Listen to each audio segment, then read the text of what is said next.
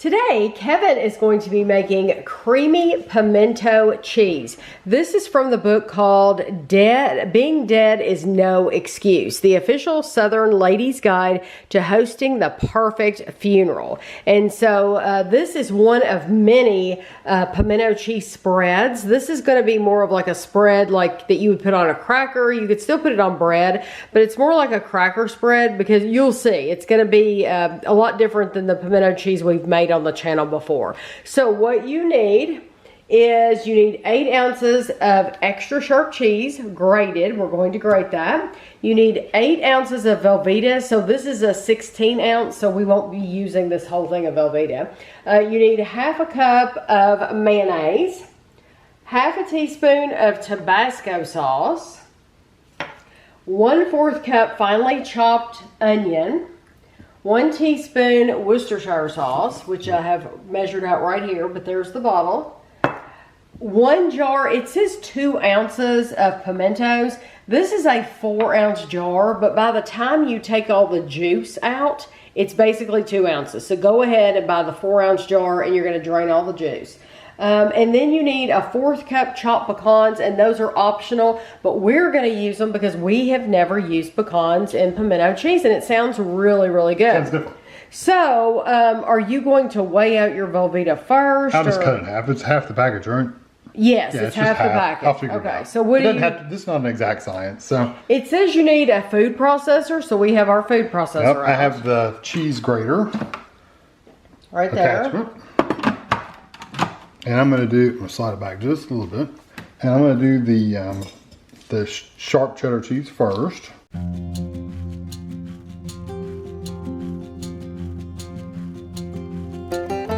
That is amazing how fast that happens. One thing I don't like about this food processor is if you look right there, it gets hunks stuck in behind this little thing. This is it drives me crazy. I wonder if other people have food processors though, and theirs is the same way. I don't know. It drives me nuts. It's like if they'd made that solid or something behind there, it wouldn't have done that. So it just drives me crazy. But yeah, it shreds cheese really fast. And it is a very powerful food processor. Oh yeah, this is the big one. So, yeah, I mean, we've got 2, 4, 6. Oh, we got. Oh, so they have markings on these. What were we supposed to do? We're supposed to have 8. Okay, so half. Okay. Yeah, half. I also saw some Velveeta, some packages. Not good for your knife, by the way. I also saw some packages where they have like individual ounces, like each individual ounce is in its own separate. Oh, that would be neat. Piece of film so that it stays fresh. This always feels like Play-Doh to me. I'm gonna cut it now. That'll make it easy. My counter is clean, by the way.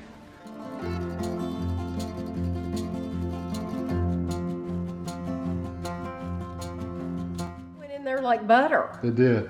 Now the rest of the stuff, I'm gonna take this lid off, change out the cheese grater for this blade, and I'll be back. Okay, I took my cheese grater off, put my blade in there. It's in there right now. So I'm just gonna basically just dump all these, you know what, I don't even need. Let me take this lid off again. I'm just gonna dump everything in here and then I'll mix it. There's really no reason for me to have it closed up.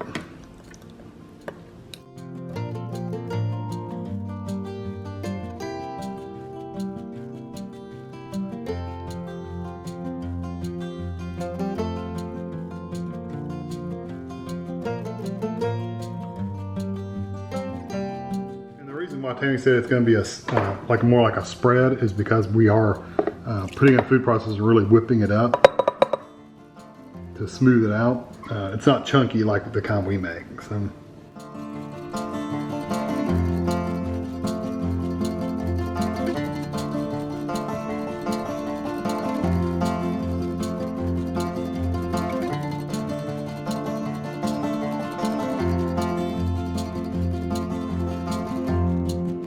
Smooth. I mean, it's a very, very smooth texture.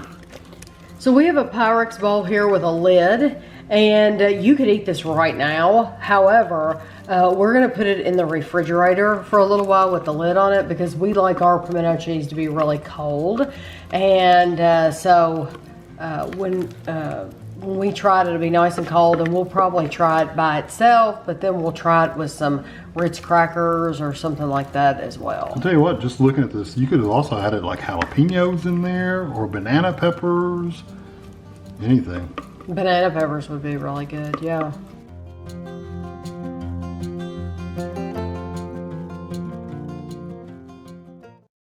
Decided to put the pimento cheese in the middle of a dish and then put the Ritz crackers around it, just like I would if I'm gonna have a funeral, gonna have a gathering of people, a funeral, a party, whatever. This is how I would do this. So of course you can put it between bread on and have a sandwich, and you could have little finger sandwiches too. You could cut them smaller. But this is how Kevin and I would probably do it, is with Ritz crackers. So it says, a writer once called our area the most southern place on earth. Pimento cheese might just be called the most southern dish on earth. Pimento cheese has been dubbed the paste that holds the South together.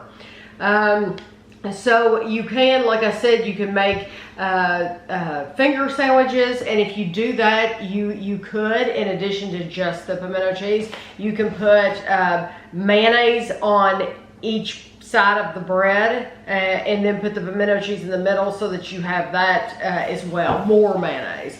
It says sharp cheese is preferred for pimento cheese. However, you could use a milder American cheese. But this book is called Being Dead is No Excuse, the official Southern Ladies Guide to Hosting the Perfect Funeral. It's written by Gaydon Metcalf and Charlotte Hayes. And so it says this makes 2 cups. This is not all the pimento cheese. This is just... There's more. Yes, there's much more of it.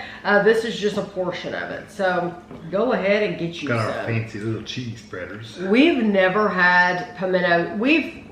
The only pimento cheese we've had, I think I've made it 2 ways on this channel. We've never had it with nuts. So this will be completely different. Or Worcestershire sauce. Or Tabasco sauce.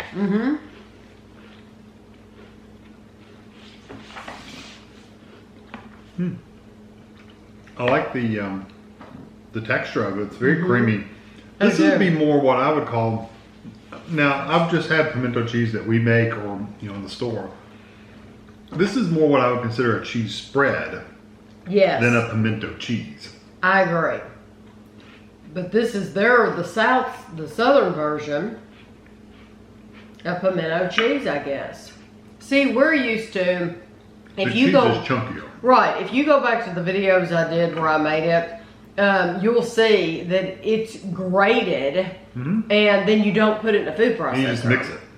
Right.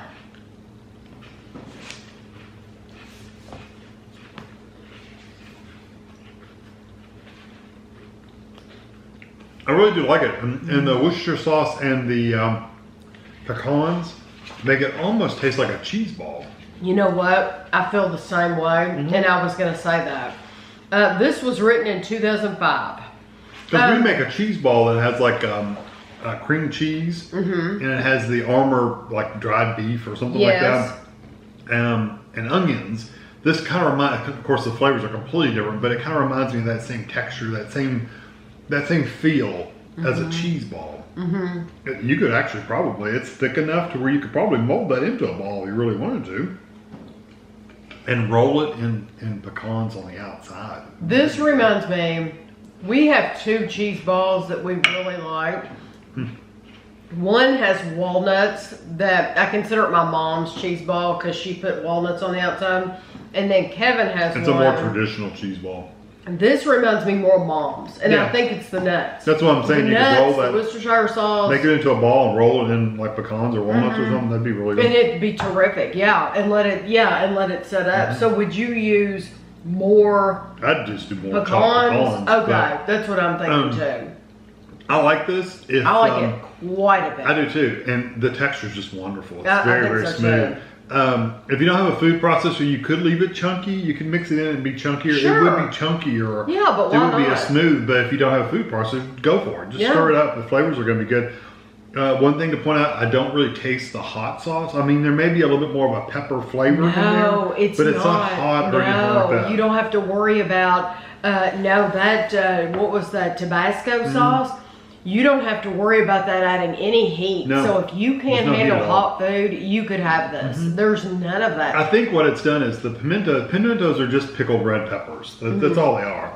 I think what that's done is accentuated. Is that the word? Accentuated. Accentuated. Enhanced. Enhanced. The flavor of the pimentos and made it a little bit more peppery flavor, but not like peppers. Like it's not all full of peppers. I don't want you to think that. And the pecans add just a little bit of flavor and texture in it. It's really good. I really do like it, quite a bit. I knew once I read that it was going to have Worcestershire sauce. I like Worcestershire sauce too. And pecans. I thought I have to make that because that sounds so delicious. It's funny too. The Worcestershire sauce, you really don't. I mean, it's there. It's there, but it's not like I thought it would be very, very strong. It's really not. No, it's not overpowering. It all melts together really good. And it's a single flavor. Great on a Ritz cracker. Excellent on a Ritz cracker. Actually, I'd probably prefer, me personally, I'd prefer it on a Ritz cracker than on a sandwich. Me too. You could eat it on a sandwich. You can eat it on a sandwich, but I'm going to enjoy that with plenty of Ritz crackers. Yeah. Yes, it's delicious. Yeah, it's definitely, and it's easy. It's easy to make. Yeah, it was easy. And like Kevin said, if you don't want to go to the trouble of getting the food processor out and having to clean all those bits and pieces, then just leave it chunky. Because it's going to be the same flavor. And you can, trust me, you can put chunky on a Ritz cracker as well as creamy. You can put anything on a Ritz cracker. I've done it. I've made it many times. Yeah. So I hope you enjoyed the video and thanks for watching.